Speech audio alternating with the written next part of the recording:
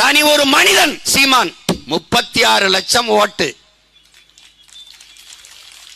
என் நிலையில் நின்று வென்று காட்டு, என் அளவு ஓட்டை பெற்று காட்டு. நான் அரசியல் விட்டு விலகிறேன். எனக்கு தந்த நெருக்கடி. 6 தேர்தல்களில் நான் போட்டியிட்ட சின்னத்தை பறித்துக் கொண்டீர்கள். வேட்பாளர் அறிமுகம் வரை எனக்கு சின்னம் என்ன தெரியாது. தேர்தலுக்கு முதல் நாள் சின்னம் இந்த சின்னம்.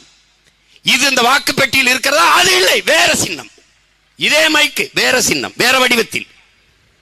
ஒரு சின்ன பயல அவன் தம்பி தங்கைகளையும் பார்த்து என்ன பயம், நீ என்ன பெரிய கிங்காங்க, நீ என்ன பெரிய பரமாத்மா,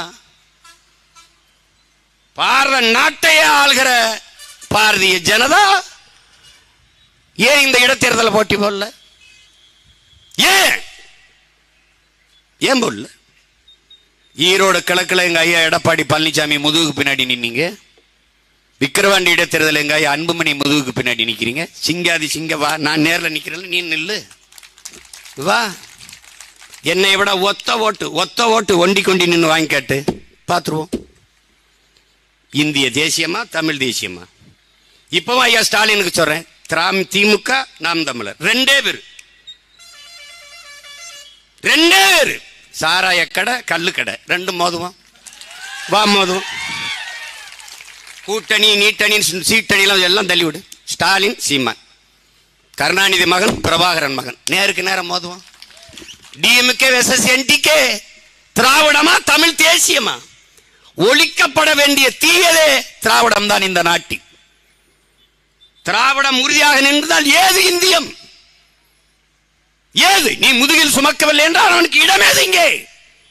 எப்படி காங்கிரஸ், எப்படி பாரதிய ஜனதா, இந்த திராவிட கட்சிகள் தோளில் தூக்கி சுமக்கவில்லை என்றால் இவர்களுக்கு நிற்க இடமேது? ஏது? எங்கே இருப்பார்கள் இவர்கள்? திராவிட பன்னிகளின் ரத்தத்தை குடிக்கிற உண்ணிகளாக ஒட்டி கொண்டு திரிகிறார்கள் இவர்கள். இன்னைக்கு சொல்லு பாப்போம். சாராயம் குடிச்ச செத்தவனுக்கு நீ 10 லட்சம் கொடுத்து சரித்திரம் மாதிரி ஒரு நிகழ்ச்சியா காட்டுறீங்க. சரித்திர புகழ் வருது. என்னது இது வேலை? என்ன வேலை? சாராயம் கள்ளச்சாராயம் காய்ச்சுவது சட்டப்படி குற்றம், குடிப்பதும் குற்றம். சட்டப்படி குடிச்சு செத்தவன் வித்தவன் இவனுக்கு சட்டப்படி அரசு 10 லட்சம் ரூபாய் நிவாரணம் கொடுக்குது. இது அரசா தரிசா? என்னது இது? எதை நோக்கி நகர்த்துகிறீர்கள் நீங்கள்? இந்த தமிழ் சமூகத்தை எதை நோக்கி கொண்டு போகிறீர்கள்? அப்போ குடும்ப தலைவிக்கே 1000 தான், அவ்வளவு வறுமை இருக்கு. ஆனா குடிச்சு செத்தா 10,000. எப்படி இருக்கு? 10 லட்சம். அதுக்கப்புறம் குடும்பத்துக்கு மாசம் 5,000.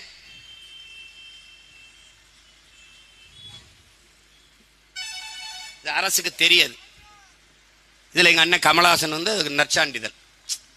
அது குடிக்காதீங்கன்னு சொல்ல முடியாது. ஏன் சொல்ல முடியாது?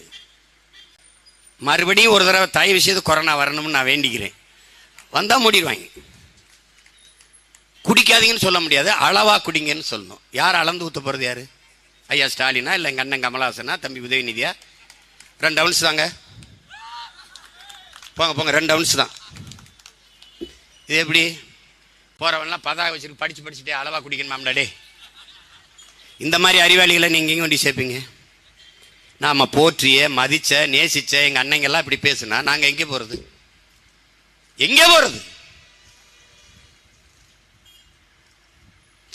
கட்டையை வச்சு முட்டு கொடுப்பாங்க சென்றி போடும்போது. ஆனா தலையை வச்சு முட்டு கொடுக்கறத நான் இப்பதான் பாக்குறேன். நாங்க பெரிதும் நேசிச்ச கம்யூனிஸ்ட் இயக்கங்கள் அதுலதான் இருந்து வளர்ந்தோம். அதுல எங்க அண்ணன் முத்தரசன் மாநில பொதுச் செயலாளர். இங்க என் தம்பி கூட பேசு, கள்ளச்சாராயம் நல்ல சாராயத்துல என்னடா கள்ளச்சாராயம் நல்ல சாராயம்?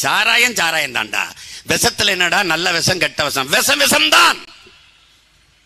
அரசு காட்சி வித்தா நல்லது, தனியார் காட்சி வித்தா கெட்டதா? ஒழிக்கணும் என்ன செய்யணும்? இவங்களை ஒழிக்கணும் என்ன? ஒரே ஒரு ஓட்டு என் தங்கச்சிக்கு போடணும், அவ்வளவுதான். பிணங்களையும் பணத்தை போட்டு மூடிடலான்னு நினைக்கிறாங்க பாருங்க. இன்னும் இருக்கிறவங்கள எத்தனை பேர் உயிரிழப்பாங்கன்னு யாருக்கு தெரியும்? மருத்துவர் என்ன சொல்றாங்க?